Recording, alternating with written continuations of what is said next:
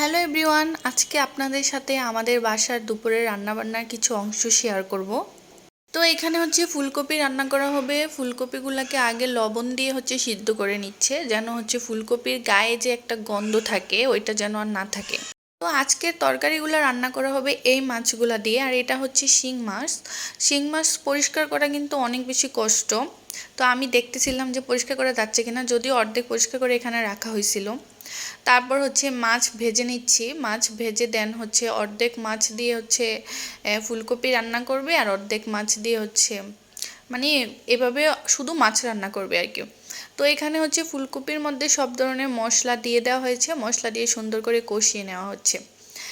আর ওই পাশে মাছ ভাজার পর যে মাছের তেল ছিল ওইটা আমি আলাদা করে নিয়েছি। মাছের চর্বি, বিশেষ করে পাঙ্গাস মাছের চর্বি। পাঙ্গাস মাছের চর্বি দিয়ে গরম ভাত দিয়ে খেতে কিন্তু অনেক মজা। তারপর এখানে মাছের কলিজা ছিল। আর অনেকে পাঙ্গাস মাছ পছন্দ করে না, কিন্তু ভাজা পাঙ্গাস মাছ দিয়ে গরম ভাত দিয়ে খেতে কিন্তু অনেক বেশি মজা লাগে। তো এখান থেকে আমি একটা পাঙ্গাস মাছের পিস নিয়ে নিলাম, সাথে মাছের চর্বি মানে তেল, তারপর একটা কলিজা নিয়ে নিলাম। আর এটা দিয়ে গরম ভাত দিয়ে খাবো। আর এই খাবারটা আমার কাছে অনেক বেশি ভালো লাগে। কারা কারা এইভাবে মাছের তেল দিয়ে দেন ভাজা মাছ দিয়ে গরম ভাত দিয়ে খেতে পছন্দ করেন, অবশ্যই কিন্তু কমেন্ট করে জানাবেন।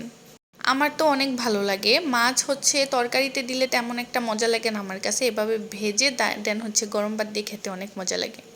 তো আমি এই দিক দিয়ে খাবার খাচ্ছি, ওই দিক দিয়ে আমার মা তরকারি রান্না করতেছিল, ফুলকপি তরকারি।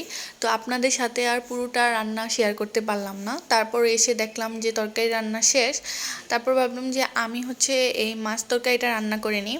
তারপর সুন্দর করে পেঁয়াজগুলো ভেজে নিলাম। পেঁয়াজ ভাজার পর এখানে একটু আদা বাটা দেন একটু রসুন বাটা দিব। অনেকে মাছে আদা বাটা রসুন বাটা খায় না, বাট আমরা কিন্তু মাছে আদা বাটা রসুন বাটা খাই। আর আমার মনে হয় মাছ এমন একটা জিনিস, মানে এটার মাছ মানেই কেমন জানি মজা না, তার উপর যদি আবার আদা রসুন বাটা না দেয় তাহলে তো মজা লাগবেই না। আমার মনে হয় মাছ জিনিসটাই কেমন জানি।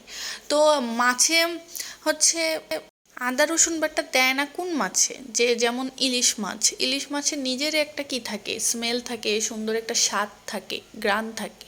তো এইখানে আবার মশলা ইউজ করলে ইলিশ মাছের যে নিজস্ব একটা স্বাদ ওইটা কিন্তু নষ্ট হয়ে যায়। কিন্তু অন্যান্য মাছ রান্না করলে কিন্তু আমি ওইটাতে মশলা ইউজ করি, কারণ মশলা ছাড়া আমার মনে হয় যেন মাছ রান্নাটা ওই রকম মজা হবে না। তাছাড়াও মাছ আমার তেমন একটা পছন্দ না।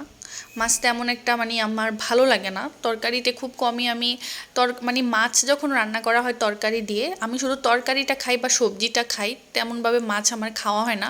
সর্বোচ্চ একবেলা মাছ খাই আমি। তার উপর যদি আবার মশলা ছাড়া রান্না করা হয় তাহলে তো আমি খেতেই পারবো না। তো রান্নাবান্না শেষ। তারপর এখানে দুপুরে না, রাতের বেলা বিরিয়ানি রান্না করার জন্য মশলা কষানো হচ্ছিল। মশলা বলতে মাংস কষানো হচ্ছিল। তো রাতের বেলা বিরিয়ানি রান্নাটা আপনাদের সাথে শেয়ার করতে পারলাম না। তারপর বিকালবেলা এখানে চিপস ভেজে নিচ্ছে। এই চিপসের সাথে আরও ছিল শিরিষ পিঠা। শিরিষ পিঠা বলতে শিরিষ দিয়ে পিঠাগুলা বানানো হয়, এগুলা ভাবি বানাই আনছিল, ভাবির ভাবি বানাই দিছিল। তো এই শিরিষ পিঠাগুলা কিন্তু আমার অনেক বেশি পছন্দ। তারপর সুন্দর করে চিপসগুলা ভেজে নিচ্ছি। আর এগুলো ভাজার পর এগুলার গায়ে এত পরিমাণে তেল লাগে, খাওয়ার পর বুক জ্বালাপুড়া করে। তো এই তো শিরিষ পিঠা, এই পিঠাটা কিন্তু অনেক মজা হয়। তো এই ছিল আজকে আমার ভিডিও। আমার ভিডিওটি ভালো লাগলে অবশ্যই কিন্তু লাইক, কমেন্ট অ্যান্ড শেয়ার করে দিবেন। Tata, bye bye.